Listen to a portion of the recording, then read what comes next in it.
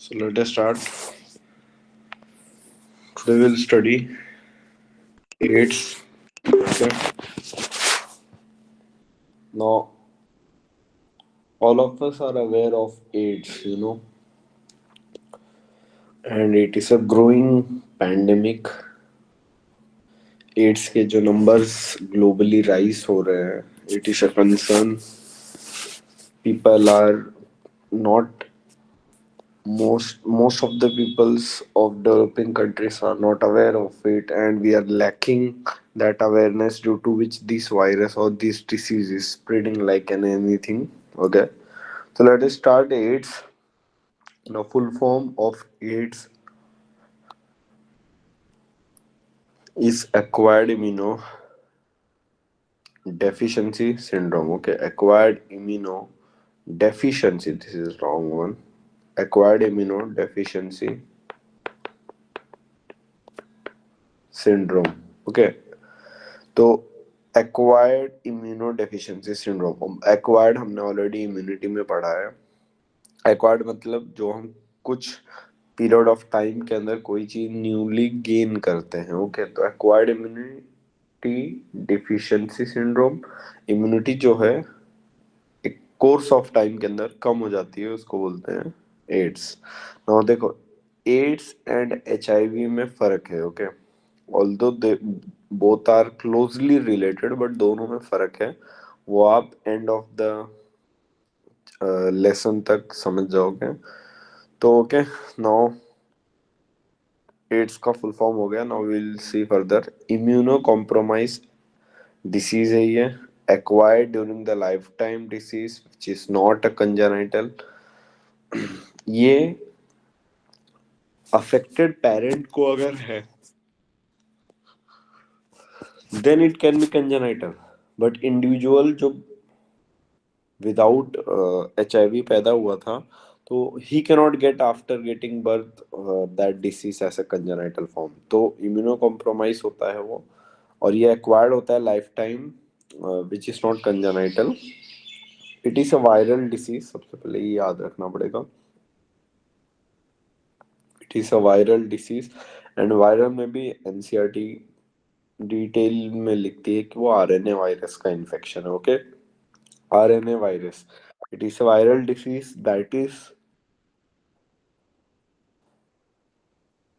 that too about RNA virus coming in retroviridie family. देखो viruses में families होती हैं. ओके, तो जो एड्स का वायरस है या HIV का वायरस है, वो रेट्रोवायरिडी फैमिली में आती है.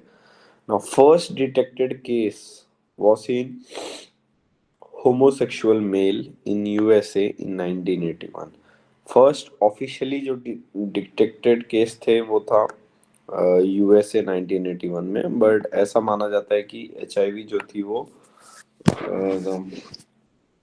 अफ्रीकन कॉन्टिनेंट में कहीं ढूंढी गई थी, और वहाँ पे अमेरिका 1920s में उसको काफी ज्यादा मोलिस्टेट करता था रिसोर्सेस को. तो वहाँ पे फर्स्ट टाइम गोरिल्ला के थ्रू वो अमेरिकन किसी सोल्जर्स को या हंटर्स को स्प्रेड हुई थी. फिर वहां से वो जब अपने स्टेट पे लौटा, तो वहां पे उसने फैलाया. तो जो फर्स्ट केस आया था वो होमोसेक्सुअल्स के अंदर था. फिर धीरे धीरे लोगों को लगा ये होमोसेक्सुअल डिसीज है, और इसको अननोन नाम था. फिर उसके बाद उन्होंने देखा ये हेट्रोसेक्सुअल में भी हो रहा है, देन इसके बारे में पता चला. एंड फर्स्ट जो रिपोर्ट केस हुआ USA में वो था 1981 में. तो एनसीईआरटी ने 1981 बोला है, तो आपको ये याद रखना है. 1981 में फर्स्ट रिपोर्टेड केस था US में, और इंडिया में फर्स्ट रिपोर्टेड केस था 1986 in Chennai. Okay, 1986 Chennai, and USA में 1981. ये आपको याद रखना है. तो HIV वायरस दिखता कैसे है?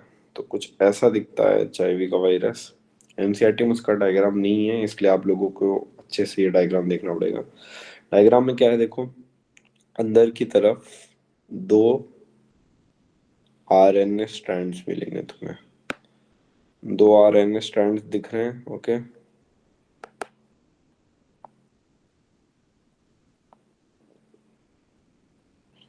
और ये दोनों आरएनए स्ट्रैंड्स को बाहर से एक कवरिंग आई है,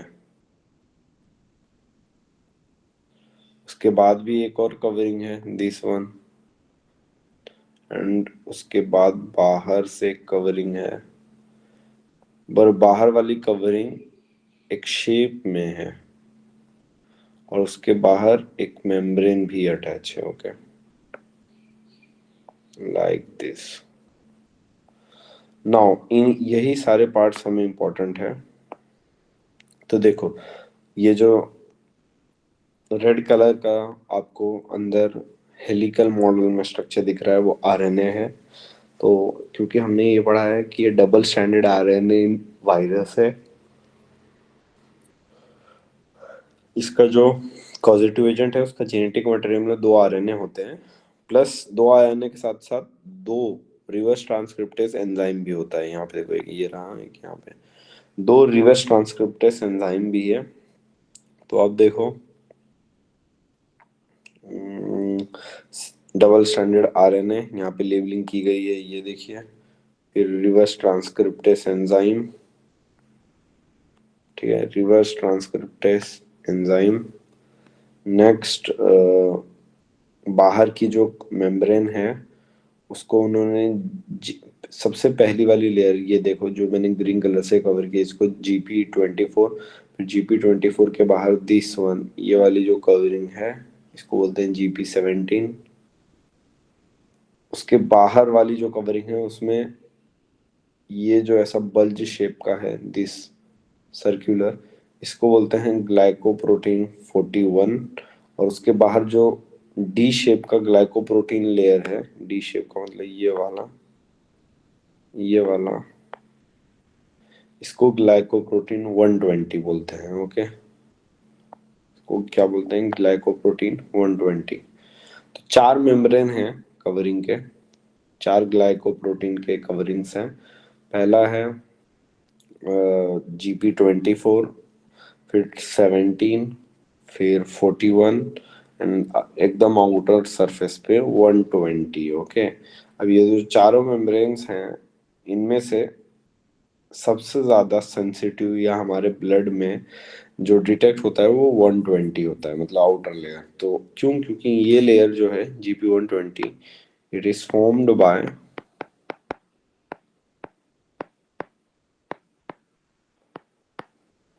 host own cells lipid layer।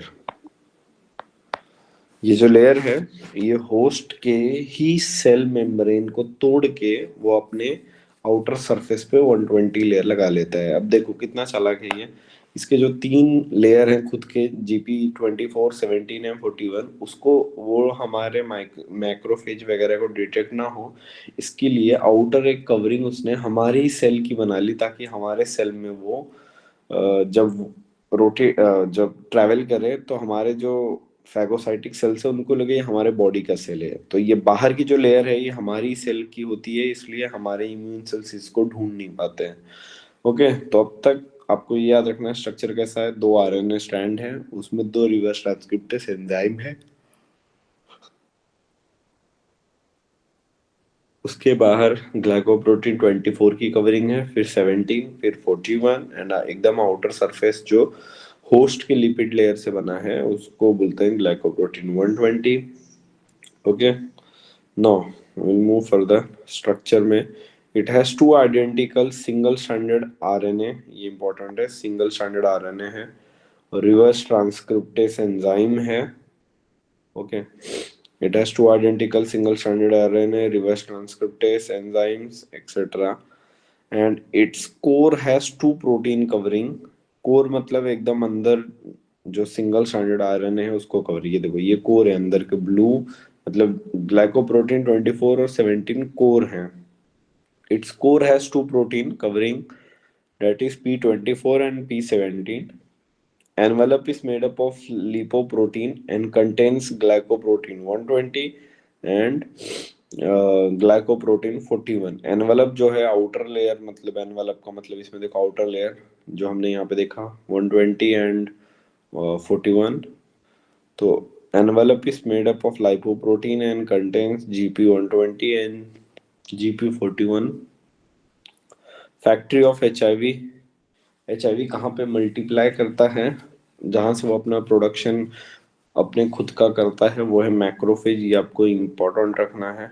Macrophage जो है टिश्यू के अंदर बैठा हुआ एक मोनोसाइट्स है या WBC है। अब इसी के अंदर बैठ के वो डिवाइड करते हैं, वो आगे हम मैकेनिज्म ऑफ एक्शन में देखेंगे। Now it kill CD4 receptors और helper T cells. Okay, now transmission of AIDS, sexual route, कैसे एड्स ट्रांसफर होता है।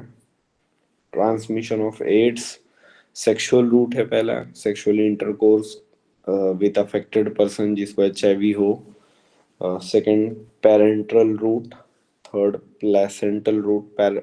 पेरेंट्रल रूट का मतलब होता है कि इंजेक्शंस के थ्रू अगर आप किसी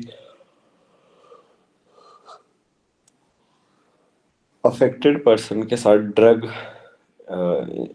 ले रहे हैं और ड्रग दोनों जन वेन्स में डायरेक्टली इंसर्ट करे, तो एक बंदे ने अपने वेन के अंदर ड्रग डाली और उसके बाद उसने वो वे नीडल को बाहर निकाली, तो उसके वेन में वो वायरस था, तो वे वो सेम नीडल से एक और पर्सन ने इंजेक्ट किया खुद को, तो then he will be parenterally affected, मतलब इंजेक्शन के थ्रू अफेक्ट हो जाएगा। थर्ड प्लेसेंटल रूट, मैंने बोला अगर मदर अफेक्टेड है तो डेफिनेटली चाइल्ड को अफेक्ट हो सकता है। प्लेसेंटल रूट वर्टिकल ट्रांसमिशन भी इसको बोलते हैं, vertical transmission. Okay, mammary transmission भी इसको बोलते हैं, mother to infant. Now by using contaminated blood, अगर किसी ब्लड बैंक में किसी एड्स के ब्लड के पेशेंट ने डोनेट किया है बिकॉज ही डजंट नो कि उसको HIV है, और वही ब्लड बिना कोई टेस्ट के किसी को ट्रांसपोर्ट कर दिया जाए या किसी के अंदर ब्लड बैंक से डोनेट कर दिया जाए, तो he will be affected. Age group of 15 to 24 is the risk age. ये जो एज ग्रुप है 15 से 24, इसके अंदर सबसे ज्यादा रिस्क होता है बिकॉज ये एज ग्रुप में लोग न्यू न्यू चीजें ट्राई करते रहते हैं ड्रग्स के लिए। इन सब चीजों के कारण they are highly prone to that disease. Okay, now symptoms, AIDS के सिम्टम्स क्या क्या होते हैं। इसमें दो फेज होते हैं, एक असिम्टोमेटिक फेस होता है। Now it is a time lag phase from the infection, ये टाइम लैग फेस है from the infection time till the appearance of first symptoms. AIDS का वायरस जब इंसर्ट किया बॉडी में, वहां से लेके एंड ऑफ द डे जब तक सिम्टम्स बॉडी ने फर्स्ट सिम्टम्स नोटिस किया, उस टाइम को विंडो पीरियड भी बोलते हैं या प्रोबेशन पीरियड भी बोलते हैं। तो एड्स का जो प्रोबेशन पीरियड है वो है 5 to 10 years। 5 से 10 साल लग जाते हैं पहला सिम्टम आने में, क्योंकि ये पहले टारगेट करता है सारे मैक्रोफेजेस को, और जब तक अच्छा खासा हेल्पर सेल्स ना मर जाए तब तक वो अपने सिम्टम्स नहीं शो करता है। ओके, तो 5 से 10 साल लगते हैं इसके सिम्टम्स दिखने में। Now AIDS related signs and symptom, swollen lymph nodes, episodes of diarrhea, weight loss, prolonged coughing and long term fever। Okay, swollen lymph nodes swell हो जाते हैं, episodes of diarrhea, weight loss, prolonged coughing and long term fever। fully blown AIDS symptoms, patient's CD4 count reduces to 2 less than 200 millimeter cube। CD4 से receptors होते हैं helper T sales और macrophages के। CD4 और CD8 का ratio कम हो जाता है, जिसकी वजह से क्या हो जाएगा, others disease like TB, pneumonia, fungal infection like candidiasis, toxoplasma and cancers like Kaposi sarcoma, ये सब लोग हो जाते हैं। तो देखो, जब तक सिर्फ HIV का वायरस इंसर्टेड था बॉडी में, हम उसको HIV बोल रहे थे, क्योंकि वो वायरस HIV का था, ह्यूमन इम्यूनोडिफिशियंसी का। ओके, HIV वायरस था। बट जब उसकी वजह से इम्यूनिटी एकदम कम हो जाए और भी डिसीजेस कॉज हो जाए, जैसे हमने देखा फंगस, TB, निमोनिया, कैंडिडियासिस, और कैंसर्स भी हो सकता है। मोस्ट कॉमनली कैंसर एनसीईआरटी लिखती है एड्स के साथ कपोसी सार्कोमा। ये नीट का क्वेश्चन है। कपोसी सार्कोमा जो है मोस्ट कॉमन कैंसर है जो एड्स के साथ होता है। तो अब ये दोनों मिल, ये सब डिसीज एक साथ हो जाए अगर, तो इसको हम बोलते हैं एड्स। सिर्फ HIV हो तो वो HIV फॉर्म में रहता है, पर HIV के साथ साथ मल्टीपल ग्रुप ऑफ डिसीज हो, एक बंच ऑफ डिसीज हो, उसको हम एड्स बोलते हैं। सब मिलके इम्यूनिटी कम कर देते हैं, इसलिए एक्वायर्ड इम्यूनोडेफिशिएंसी सिंड्रोम। ओके, ये डिफरेंस है एड्स और HIV में। तो इसमें ये आपको याद रखना है कि CD4 का रेशो कम हो जाता है, CD4:CD8 का रेशो डिक्रीज हो जाता है, और बहुत सारी बीमारियां हो जाती हैं। ओके, नाउ एड्स के स्क्रीनिंग टेस्ट, कैसे पता चलेगा कि एड्स हुआ है? इसमें पहली टेस्ट है एलिजा। एलिजा का फुल फॉर्म है एंजाइम लिंक इम्यूनोसॉर्बेंट एसे। ये हम एलिजा का जस्ट अगले ही चैप्टर में, जब बायोटेक पढ़ेंगे तो आएगा, पर अभी मैं इसका फुल फॉर्म आपको लिख देता हूँ। एलिजा का फुल फॉर्म है एंजाइम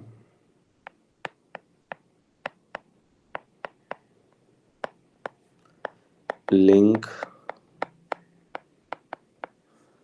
इम्यूनो सॉर्बेंट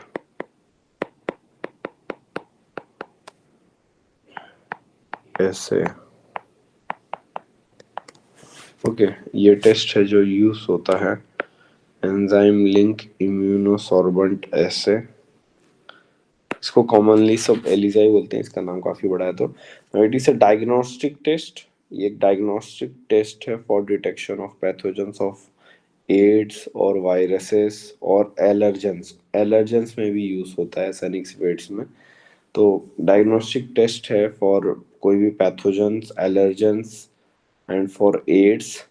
ये एक कंफर्मेटरी टेस्ट नहीं है, it is not a confirmatory test. Confirmatory test नहीं है। कंफर्मेटरी टेस्ट मतलब अगर इनिशियल स्टेजेस पे डिसीज हुई है तो ये इजीली डिटेक्ट नहीं कर सकता। ये यूजुअली सिम्टम्स को डिटेक्ट करता है, या जब HIV का नंबर ब्लड में काफ़ी ज़्यादा हो उसको डिटेक्ट करता है। ओके, तो ये कंफर्मेटरी टेस्ट नहीं है, और ये एंटीजन एंटीबॉडी रिएक्शन मेथड पे बेस है। सबसे important question, ELISA test is based on antigen antibody reaction test. ये आपको याद रखना पड़ेगा, antigen antibody reaction test.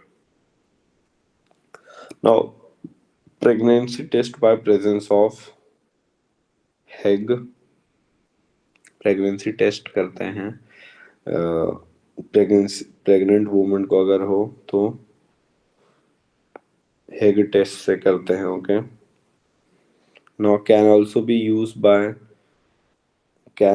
Use in SCIDs and severe immunodeficiency and hepatitis, इन सब में भी हम यूज कर सकते हैं। ओके, नाउ सेकेंड टेस्ट का नाम है after ELISA is western blotting. Western blotting एक टेक्निक है। Now it is a confirmatory test for its. ऊपर वाला जो है वो नॉट अ कंफर्मेटरी टेस्ट था, यहाँ पे हमने लिखा it is not a confirmatory test. But western blotting जो है वो कंफर्मेटरी टेस्ट है। उससे एड्स का करेक्ट इंफॉर्मेशन मिल जाता है। तो जो कंफर्मेटरी टेस्ट होता है वो इम्पोर्टेंट होता है। याद रखना, ELISA is not a confirmatory test, whereas western blotting is a confirmatory test. Third test है PCR। PCR का जो नाम है, जो PCR है वो अनदर कंफर्मेटरी टेस्ट है, पॉलीमरेज चेन रिएक्शन। ये भी एक कंफर्मेटरी टेस्ट है। Okay, polymerase chain reaction. ठीक है, नॉट ट्रीटमेंट। ट्रीटमेंट क्या है? First drug to be use was zidovudine. ये एक ड्रग है जो कॉमनली यूज होता है। It is a reverse transcriptase inhibitor. ये रिवर्स ट्रांसक्रिप्शन में इनहिबिट करता है। और रिवर्स ट्रांसक्रिप्टेस क्या है? एनसीईआरटी में एक डायग्राम है कि जो एचआईवी का वायरस है वो मैं आपको दिखाऊंगा कैसे अफेक्ट करता है। वो सबसे पहले मैक्रोफेज में घुसता है जीनोम के अंदर, वहां से मल्टीप्लाई होके बाहर आता है। तो ये आप अपने को पता होना चाहिए। तो ये ट्रीटमेंट भी उसी बेसिस पे है कि आरएनए वायरस जो है वो पहले आरएनए फॉर्म में रहता है, फिर वहां से डीएनए आता है। जबकि यूजुअली हम क्या देखते हैं, आपने इनहेरिटेंस वगैरह भी बॉटनी में आएगा कि पहले डीएनए होता है, फिर आरएनए, और फिर प्रोटीन बनता है। जबकि आरएनए वायरस पहले आरएनए फॉर्म में होता है, फिर वहां से डीएनए बनाता है, फिर डीएनए से एमआरएनए बनाता है, और फिर उसके बाद जाके प्रोटीन बनाता है। इस प्रॉपर्टी को बोलते हैं रिवर्स ट्रांसक्रिप्टेस, क्योंकि ये प्रोसीजर थोड़ा सा उल्टा हो गया। ओके, तो ये जो पहला ड्रग है वो इस रिवर्स ट्रांसक्रिप्टेस को आरएनए से डीएनए बनाने में इनहिबिट करता है। तो फर्स्ट ड्रग जो है जिडोब्यूटिन, ये एक रिवर्स ट्रांसक्रिप्टेस इनहिबिटर है। Second protease inhibitor. और थर्ड है heart, HAART, highly active anti retroviral therapy. ये कॉकटेल टेक्निक है। Okay, highly active anti retroviral therapy, it is a cocktail technique. Now, क्योंकि एड्स का एनसीईआरटी में सिर्फ इतना ही टॉपिक दिया है, बट रिलेटेडली कुछ चीजें जो हमेशा एड्स के रिलेटेड नीट में आ सकता है क्वेश्चन, ये है कि वर्ल्ड एड्स डे कब है? वर्ल्ड एड्स डे जो है वो है 1 दिसंबर। ये आपको याद रखना पड़ेगा। World AIDS Day is on 1 November. And NACO, National AIDS Control Organisation, ये गवर्नमेंट ने बनाई हुई एक एजेंसी है जो एड्स के रिलेटेड अवेयरनेस और टेस्ट सोसाइटी में फैलाती रहती है। ठीक है, National AIDS Control Organisation, NACO. Done. World AIDS Day आपको याद होना चाहिए। ठीक है, अब हम कैंसर पढ़ेंगे। ठीक है, उससे पहले मैं आपको एड्स का एनसीईआरटी से स्प्रेड वाला टॉपिक कवर करवाता हूँ।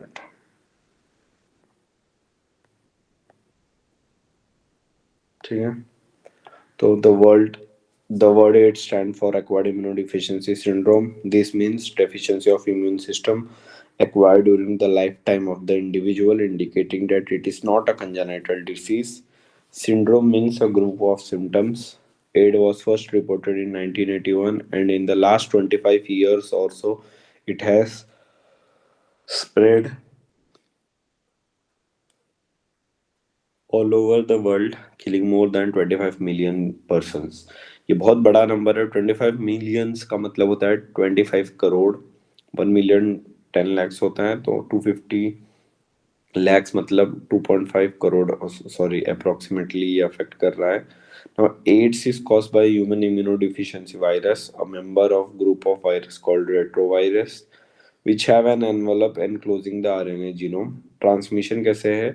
HIV infection generally occurs by sexual contact, by transfusion of contaminated blood and blood products, by sharing infected needles, as in case of intravenous drug abusers, and from infected mother to her child through placenta. So, people who are at high risk of getting these infections include individuals who have multiple sexual partners, drug addicts, and who take drugs IV, मतलब injection के through जो drug लेते हैं, individually who required repeated blood transfusion, and children born to HIV infected mother's.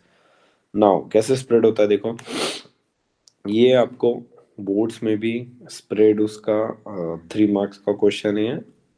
तो retrovirus जो होता है, सबसे पहले वो अपना आरएनए का कोर बनाता है। ये आरएनए का कोर वायरस आरएनए का कोर सीधा बाहर आता है, और यहाँ से वो कौन से सेल को अंदर, यहाँ से टेबल के अंदर आपको जो भी आगे का दिखेगा ये सब मैक्रोफेज है। ठीक है, ये एक सेल है। कौन सा सेल है? मैक्रोफेज।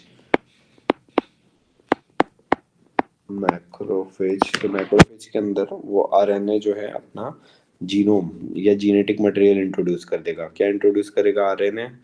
फिर ये आरएनए जो है, ये देखो ये आरएनए है, ये रिवर्स ट्रांसक्रिप्टेस के थ्रू डीएनए में कन्वर्ट हो जाएगा। ये आपको पूछा जाता है कि ये, इसको अननोनली नंबर ए दे देंगे और बोलेंगे ये क्या है बताओ।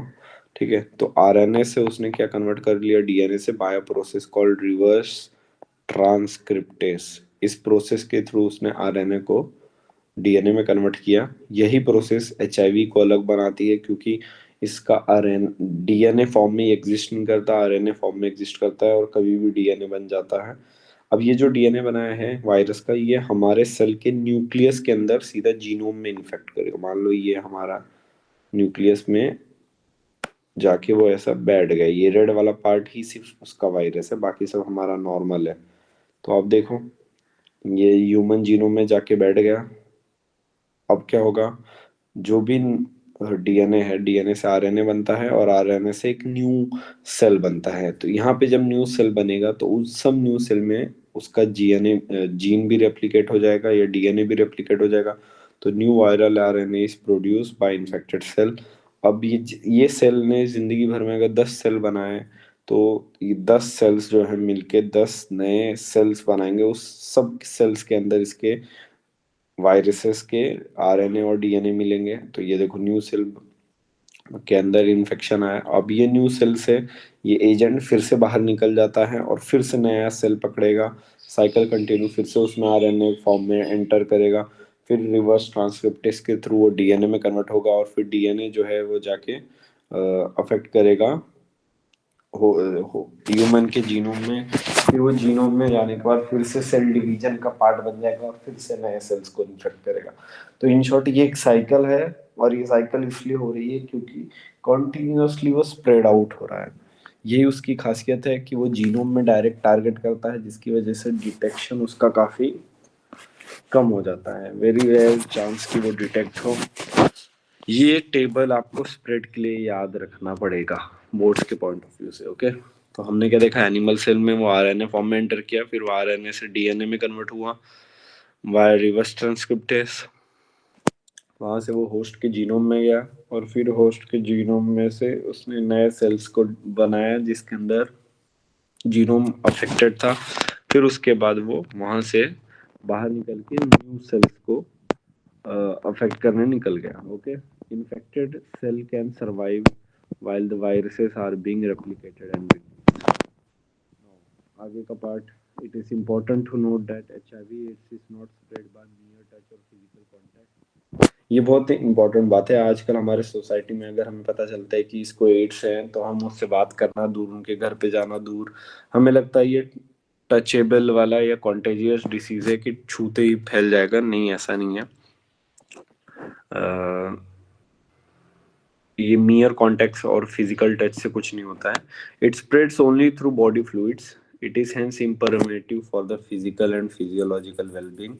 That is HIV AIDS infected persons are not isolated from family and society.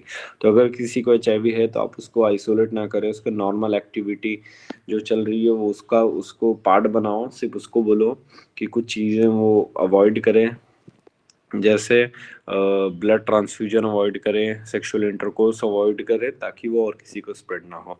There is always a time lag between the infection and appearance of AIDS symptoms. This period may vary from few months to many years, usually 5 to 10 years.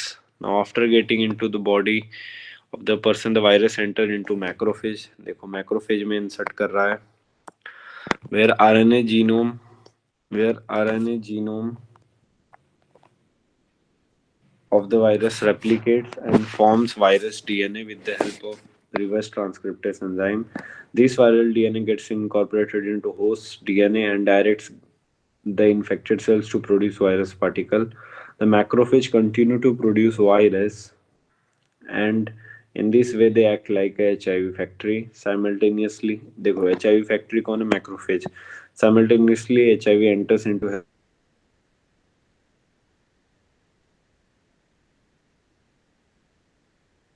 CRT into the blood attacks other helper T lymphocyte. This is repeated, leading to decrease in the number of helper T sites. अब helper T sites के count कम होने से क्या हो जाएगा? Helper T sound ही हमने last उसमें पढ़ा था कि बी लिम्फोसाइट्स को मैसेज भेज के जगाता है। अगर बी लिम्फोसाइट्स नहीं निकले तो एंटीबॉडीज नहीं प्रोड्यूस होंगे और हमारी इम्यूनिटी का मेजर पार्ट बी लिम्फोसाइट्स होते हैं। तो एचआईवी में क्या होता है, हमारी इम्यूनिटी में टी लिम्फोसाइट्स के जो हेल्पर सेल्स हैं वो ना ही तो टी किलर और ना ही बी लिम्फोसाइट्स को एक्टिवेट कर पाते हैं, जिसके कारण हमारी इम्यूनिटी नहीं कर सकती। इसलिए हमारी इम्यूनिटी में नॉर्मल से नॉर्मल डिसीजेस भी हो सकते हैं, क्योंकि टी हेल्पर की कमी हो गई है। अगर टी हेल्पर का काउंट कम ना होता तो हम लोग एचआईवी वायरस से इनिशियल स्टेज में आराम से लड़ सकते हैं। Okay. HIV enters into T lymphocyte, replicates and produce many progeny viruses. These progeny viruses release into the blood and attack the other helper T lymphocyte. This is repeated, leading to progressive decrease in T lymphocytes of the body of the infected person. During this period, the person suffers from bouts of fever, diarrhea, and weight loss due to decrease in number of helper T lymphocytes. The person starts suffering from infections that could have been otherwise overcome, such and those due to bacteria, especially mycobacteria मतलब tuberculosis का bacterium, viruses, fungi, and even parasites of toxoplasms. The patient becomes so immunodeficient that she is unable to protect himself against this infection. कई बार मतलब normally सर्दी और खांसी भी जानलेवा हो जाती है, क्योंकि इम्यूनिटी इतनी कम है। जबकि सर्दी खांसी हम यूजुअली बिना कोई ड्रग्स के, बिना कोई टैबलेट्स के 2 से 3 दिन में ठीक हो सकते हैं। बट इम्यूनिटी अगर कम हो जाए तो उससे भी हमें डेथ के चांस बढ़ जाते हैं, इतनी इम्यूनिटी कम हो जाती है। Widely use diagnostic test for AIDS is ELISA. Treatment of AIDS with antiviral drug is only partially effective. देखो एचआईवी का जो ड्रग है, जो ट्रीटमेंट है, हम एचआईवी को कंट्रोल कर सकते हैं। जैसे अगर किसी की डेथ 7 to 8 ईयर्स में होनी है तो हम उसको 15 ईयर्स तक कर सकते हैं। 10 to 15 ईयर्स उसकी लाइफ प्रोलॉन्ग कर सकते हैं। बट हम एचआईवी वायरस का फुल्ली ट्रीटमेंट आज तक नहीं ढूंढ पाए हैं। Still research are going on, but अब तक वो कम्प्लीटली क्यूरेबल नहीं है। They can prolong the life of the patient.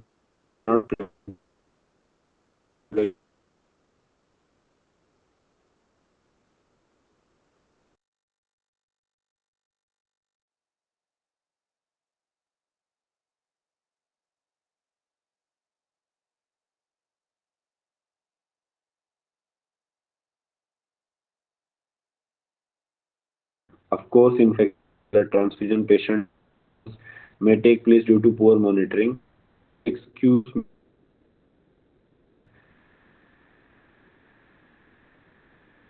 me, head control and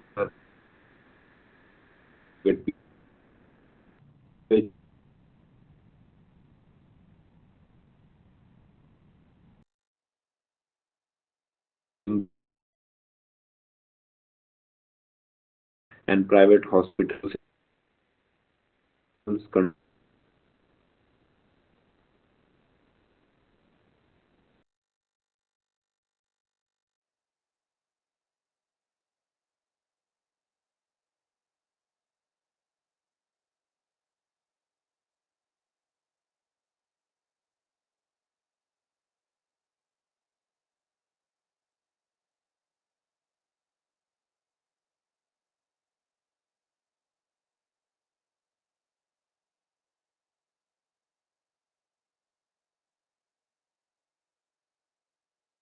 हम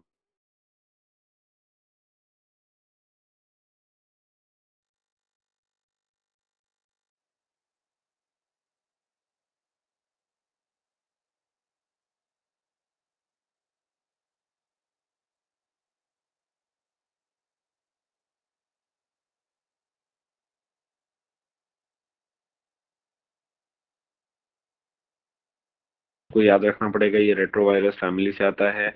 25 मिलियन